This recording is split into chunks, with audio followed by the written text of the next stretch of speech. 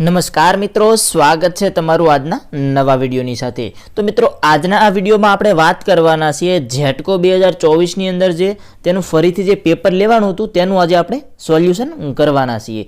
એક પેપર છે તે 2023માં લેવાનું હતું અને આ અમુક લોકો જે પોલ ટેસ્ટમાં ફેલ થયા હતા તેના માટે છે તે આ ઝેટકો 2024માં પણ એક પેપર લીધું હતું તેનું આજે આપણે છે તે પેપર સોલ્યુશન કરવાના છીએ। એટલે જે મિત્રોએ ચેનલને સબસ્ક્રાઇબ ના કરેલી હોય તે મિત્રો ચેનલને પણ સબસ્ક્રાઇબ જરૂર કરી દેજો। અને આ બધા પ્રશ્નો છે તે MGVCL છે, UGVCL છે, DGVCL કે PGVCL આ લોકો પણ જોઈ લેજો, કેમ કે કઈ રીતના તમને પરીક્ષામાં પ્રશ્ન પૂછે છે તે પણ જોવું જરૂરી છે। અને ઝેટકોના પેપરમાં ઘણા બધા પ્રશ્નો છે તે એ રીતે પૂછેલા હતા, એટલે બધા પ્રશ્નો ધ્યાનથી જોઈ લેજો।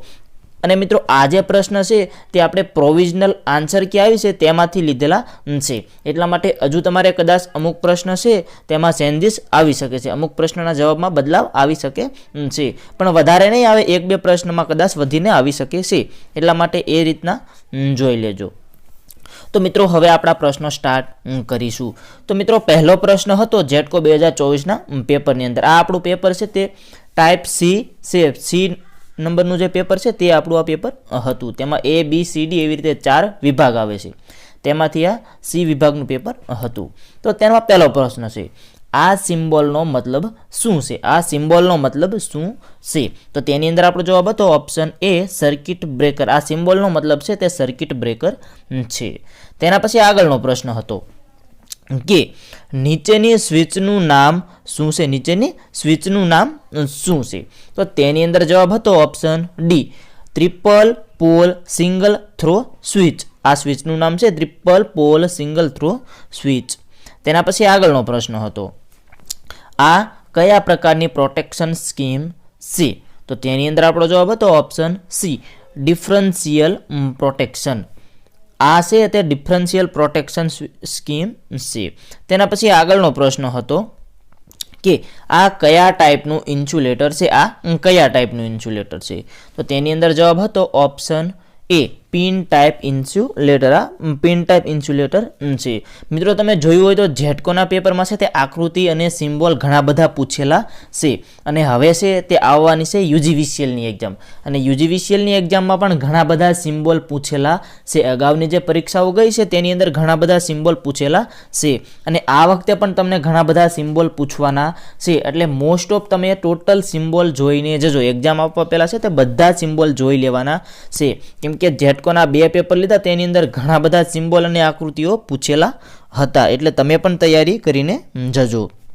તેના પછી આગળનો પ્રશ્ન હતો કે નીચેનો સિમ્બોલ શેનો છે? નીચેનો સિમ્બોલ છે તે શેનો છે? તો તેમાં જવાબ હતો ઓપ્શન બી આઇસોલેટર અને અર્થિંગ સ્વિચ સાથે। આઇસોલેટર અને અર્થિંગ સ્વિચ સાથે।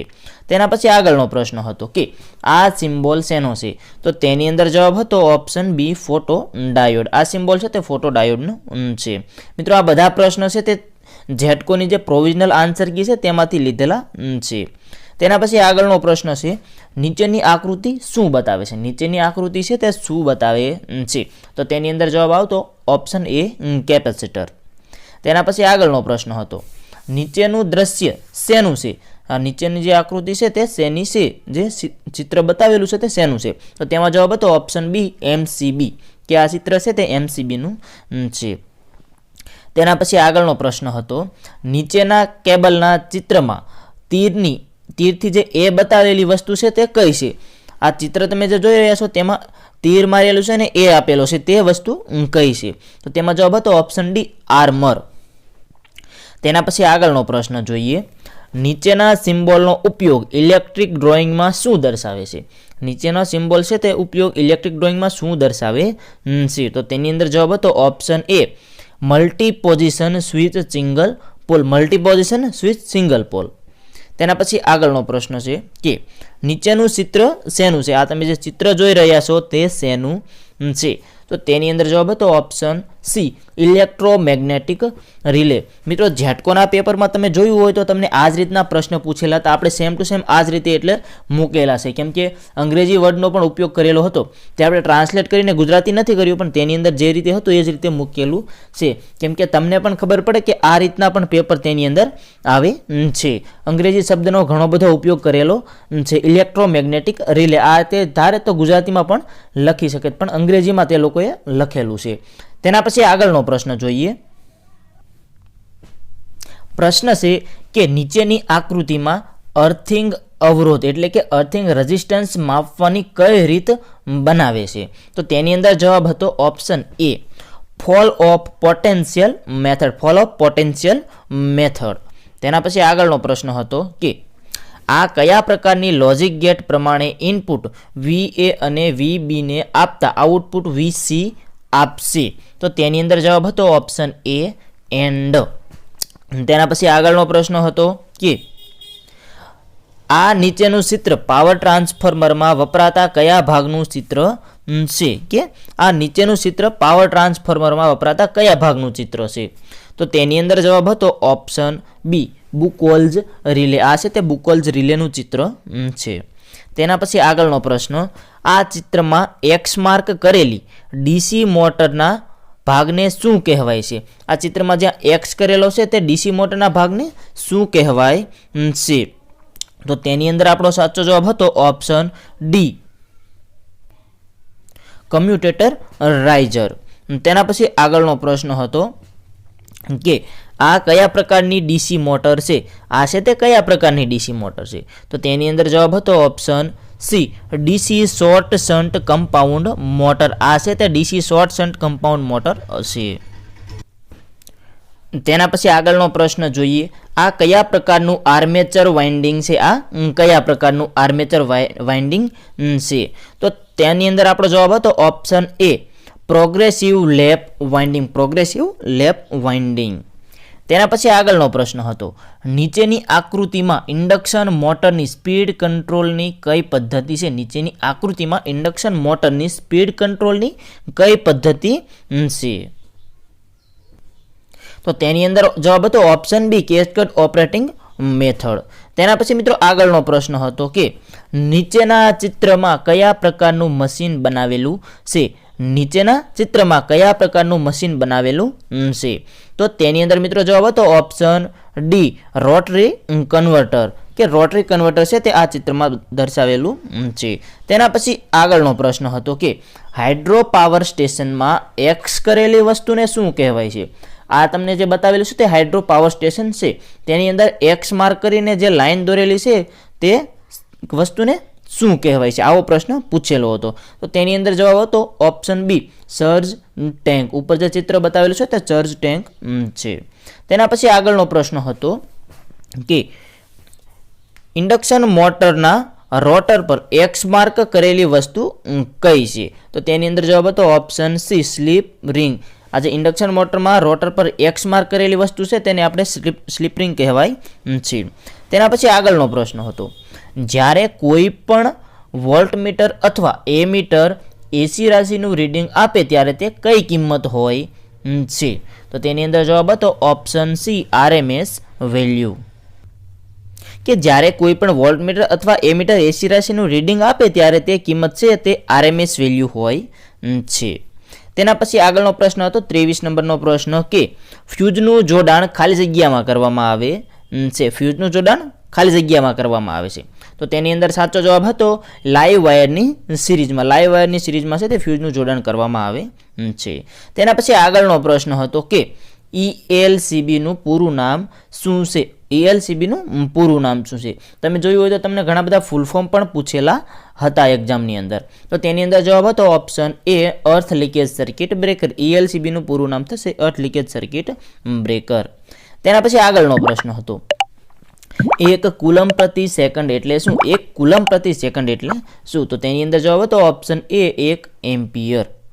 તેના પછી આગળનો પ્રશ્ન જોઈએ. પ્રશ્ન નંબર 26 PWMનું પૂરું નામ શું છે? આ પણ એક ફૂલ ફોર્મ આવી ગયું. PWMનું પૂરું નામ શું છે?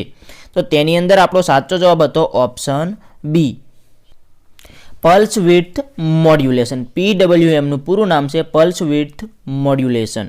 તેના પછી આગળનો પ્રશ્ન હતો, કોઈ પણ વિદ્યુત સર્કિટમાં કોન્ટેક્ટરને પસંદ કરવામાં નીચેનામાંથી શેનું ધ્યાન આપવું? તો તેની અંદર જવાબ હતો ઓપ્શન ડી, કેટલા મૂલ્યનો વોલ્ટેજ અને કેટલા મૂલ્યનો લોડ કરંટ છે આ ધ્યાન આપવું. તેના પછી આગળનો પ્રશ્ન હતો કે નીચેના ટ્રાન્ઝિસ્ટરમાં જે રીતે વોલ્ટેજની પોલારિટી બતાવી છે તે પ્રમાણે ટ્રાન્ઝિસ્ટર ખાલી જગ્યા તરીકે કામ કરશે. તો તેની અંદર જવાબ હતો ઓપ્શન એ કે સ્વિચ તરીકે કામ કરશે.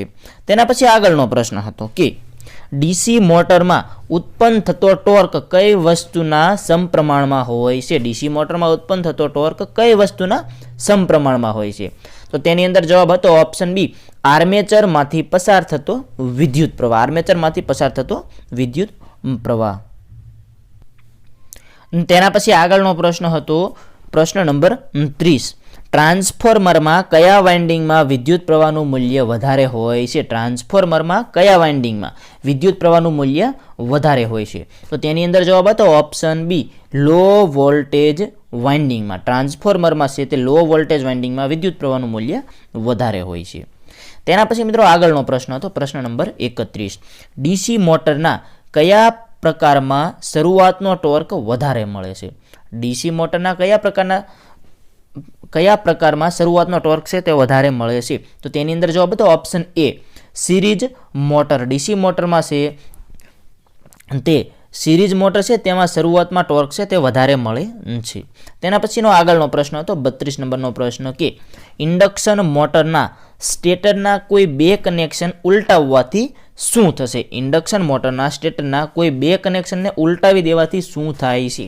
તો તેની અંદર આપણો સાચો જવાબ હતો ઓપ્શન સી, ફરવાની દિશા બદલાઈ જશે, કે ફરવાની દિશા છે તે બદલાઈ જશે.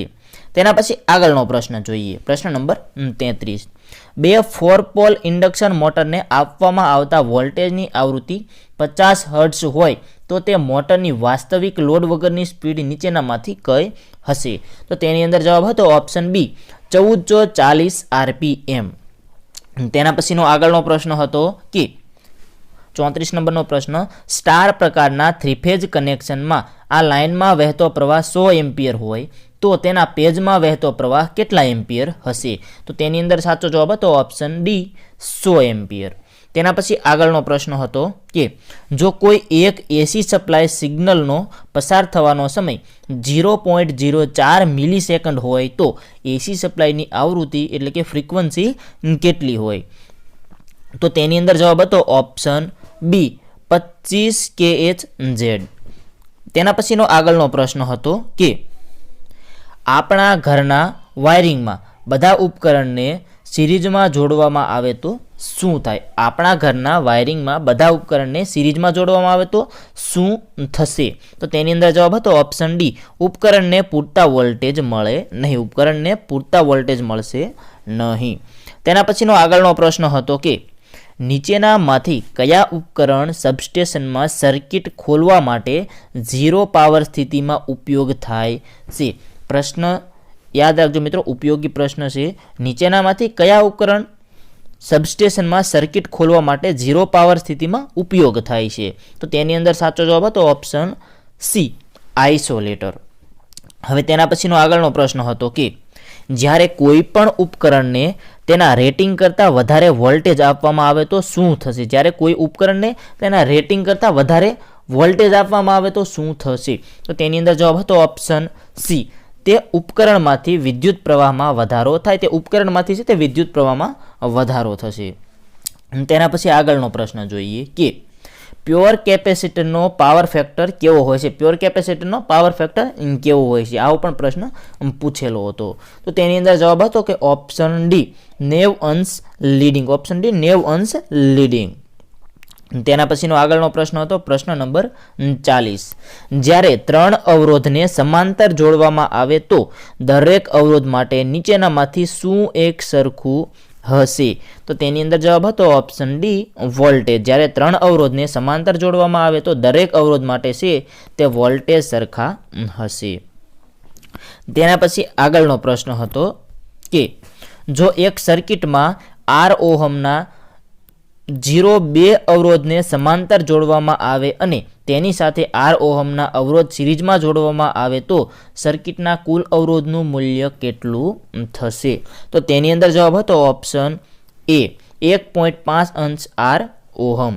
તેના પછી આગળનો પ્રશ્ન હતો કે નીચેનામાંથી કોનો પાવર ફેક્ટર 1 હોય છે? નીચેનામાંથી કોનો પાવર ફેક્ટર 1 હોય છે? તેની અંદર સાચો જવાબ હતો ઓપ્શન બી અવરોધ, કે અવરોધનો પાવર ફેક્ટર છે તે 1 હોય છે.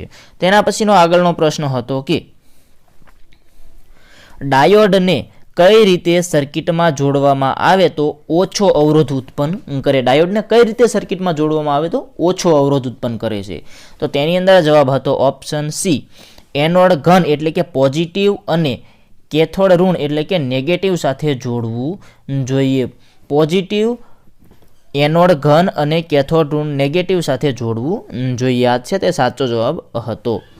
તેના પછીનો મિત્રો આગળનો પ્રશ્ન છે કે નીચેનો સિમ્બોલ કોનો છે? તમે જે આ સિમ્બોલ જોઈ રહ્યા છો તે શેનો સિમ્બોલ છે? તો તેની અંદર સાચો જવાબ હતો ઓપ્શન સી ટનલ ડાયોડ. હવે તેના પછીનો આગળનો પ્રશ્ન હતો પ્રશ્ન નંબર 45 કે ટંગસ્ટન ફિલામેન્ટ પ્રકારના લાઇટના બલ્બ માટે નીચેનામાંથી કયો વિકલ્પ યોગ્ય છે? તો તેની અંદર જવાબ હતો ઓપ્શન એ ટંગસ્ટન ફિલામેન્ટ બલ્બમાં પાવર વધારે વપરાય છે.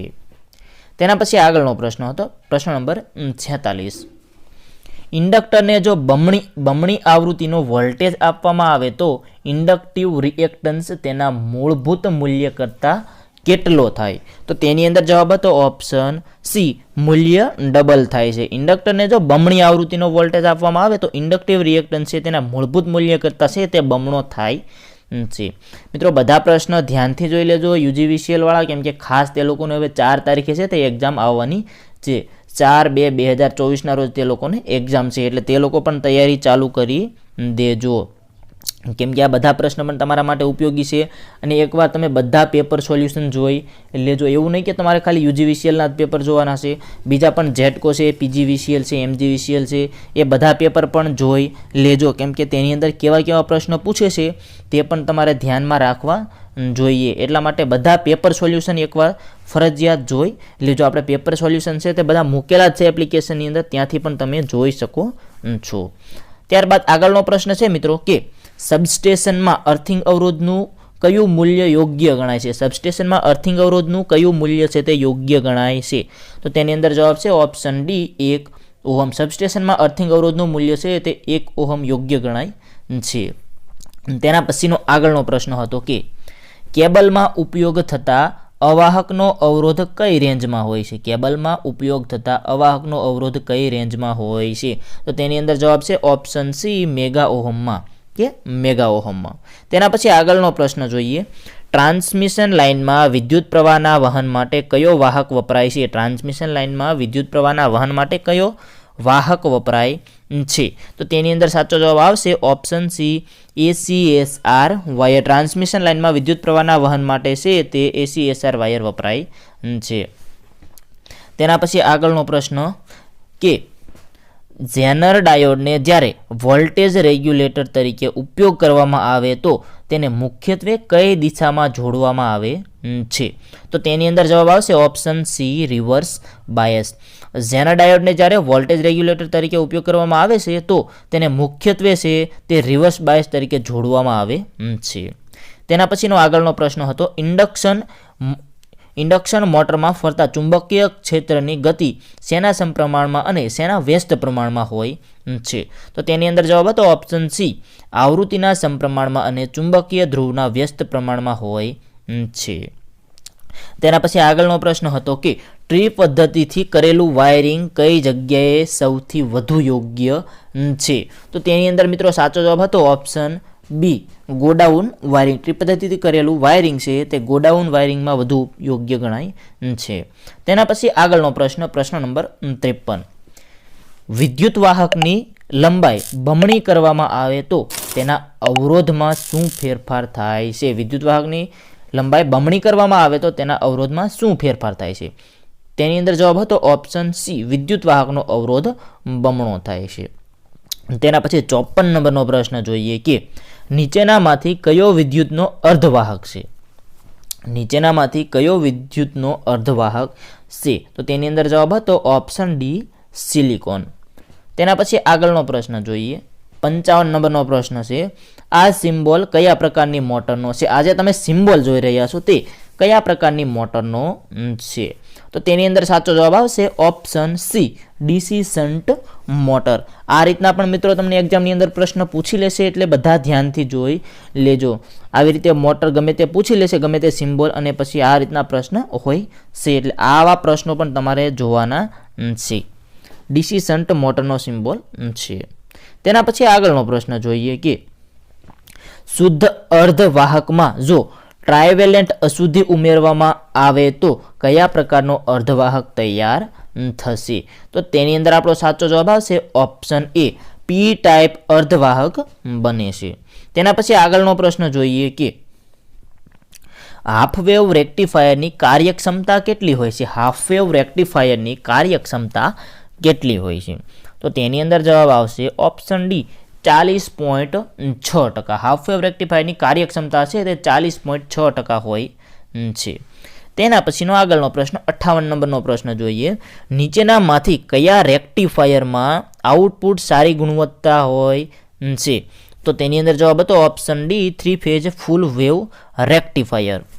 તેના પછી આગળનો પ્રશ્ન નંબર 59 ઇન્ડક્શન મોટરમાં રોટરની ગતિ ફરતા સ્ટેટર ચુંબકીય કરતાં કેવી હોય છે? ઇન્ડક્શન મોટરમાં રોટરની ગતિ ફરતા સ્ટેટર ચુંબકીય કરતાં કેવી હોય છે? તો તેની અંદર જવાબ આવશે ઓપ્શન બી કે ઓછી હોય છે. તેના પછીનો આગળનો પ્રશ્ન હતો કે પ્રશ્ન નંબર 60 ઇન્ડક્શન મોટર પર લોડ વધવાથી રોટરની ગતિ અને ફરતા સ્ટેટર ચુંબકીય ગતિના તફાવતમાં શું ફરક પડતો હોય છે? તો તેની અંદર જવાબ હતો ઓપ્શન એ વધે. તેના પછી આગળનો પ્રશ્ન જોઈએ કે ઇન્ડક્શન મોટરમાં જો આપવામાં આવતા વોલ્ટેજની આવૃત્તિ 50 હર્ટ્ઝ હોય અને સ્લીપ જો 2% હોય તો રોટરમાં ઉત્પન્ન થતા વોલ્ટેજની આવૃત્તિ કેટલી હશે? તો તેની અંદર સાચો જવાબ હતો ઓપ્શન સી 1 હર્ટ્ઝ. તેના પછી આગળનો પ્રશ્ન હતો કે એનાલોગ પ્રકારના વિદ્યુત માપન યંત્રમાં નીચેનામાંથી કયા બળની જરૂર નથી? એનાલોગ પ્રકારના વિદ્યુત માપન યંત્રમાં નીચેનામાંથી કયા બળની જરૂર નથી? તો તેની અંદર જવાબ હતો ઓપ્શન ડી બ્રેકિંગ બળ. તેના પછી આગળનો પ્રશ્ન જોઈએ કે નીચેના ત્રિકોણમાં જ્યાં નિશાન કરેલા છે તે બાજુના સાઈડ પર શું આવે છે? અહીંયા જે તમને ખૂણામાં નીચે જે નિશાન પ્રશ્નાર્થ ચિહ્નના કરેલા છે ત્યાં શું આવે છે? તો તેની અંદર જવાબ હતો ઓપ્શન ડી અવરોધ. તે જગ્યાએ છે તે અવરોધ આવશે. તેના પછી આગળનો પ્રશ્ન જોઈએ કે કયા પ્રકારના ડિજિટલ ગેટમાં બધા ઇનપુટ સિગ્નલ હાઈ 1 હોય તો આઉટપુટ હાઈ 1 હોય છે? તો તેની અંદર જવાબ હતો ઓપ્શન સી એન્ડ ગેટ. તેના પછી આગળનો પ્રશ્ન હતો પ્રશ્ન નંબર 65 કે એક આદર્શ વિદ્યુત પ્રવાહ માપક યંત્રનો અવરોધ કેટલો હોય છે? એક આદર્શ વિદ્યુત પ્રવાહ માપક યંત્રનો અવરોધ કેટલો હોય છે? તો તેની અંદર જવાબ હતો ઓપ્શન બી 0 હોય છે. તેના પછી આગળનો પ્રશ્ન હતો કે જો ટ્રાન્સફોર્મરના પ્રાઇમરી વાઇન્ડિંગના આટાની સંખ્યા 1000 હોય અને સેકન્ડરી વાઇન્ડિંગના આટાની સંખ્યા 500 હોય તો તેવા ટ્રાન્સફોર્મર એ કેવું ટ્રાન્સફોર્મર કહેવાય? તો તેની અંદર જવાબ હતો ઓપ્શન એ સ્ટેપ ડાઉન ટ્રાન્સફોર્મર. તેના પછી આગળનો પ્રશ્ન હતો કે નીચે દર્શાવેલ સિમ્બોલ શેનો છે? નીચે દર્શાવેલ સિમ્બોલ છે તે શેનો છે? તો તેની અંદર જવાબ હતો યુજેટી. આ દર્શાવેલ સિમ્બોલ છે તે યુજેટીનો છે. તેના પછી પ્રશ્ન નંબર 68 કે કેબલમાં વાહકના ફરતે અવાહક મૂક્યા બાદ વાપરવામાં આવતું શીથનું કાર્ય શું છે? તો તેની અંદર જવાબ આવશે ઓપ્શન સી તે કેબલના વાહકને રક્ષણ પૂરું પાડે છે. તે કેબલના વાહકને રક્ષણ પૂરું પાડે છે. તેના પછી આગળનો પ્રશ્ન હતો 69 નંબરનો પ્રશ્ન ઇલેક્ટ્રિક ચાર્જનો એકમ શું છે? ઇલેક્ટ્રિક ચાર્જનો એકમ શું છે? તો તેની અંદર જવાબ હતો ઓપ્શન બી કુલમ્બ. ઇલેક્ટ્રિક ચાર્જનો એકમ કુલમ્બ છે. તેના પછી આગળનો પ્રશ્ન જોઈએ ચુંબકીય ક્ષેત્રમાં પડેલા વાહકમાંથી વિદ્યુત પ્રવાહ પસાર થાય તો બળ ઉત્પન્ન થાય તે સિદ્ધાંત પર નીચેનામાંથી કયું ઉપકરણ કામ કરે છે? તો તેની અંદર જવાબ આવશે ઓપ્શન સી, સ્પીકર. ચુંબકીય ક્ષેત્રમાં પડેલ વાહકમાંથી વિદ્યુત પ્રવાહ પસાર થાય તો બળ ઉત્પન્ન થાય છે. આ સિદ્ધાંત પર છે તે સ્પીકર ઉપકરણ કામ કરે છે.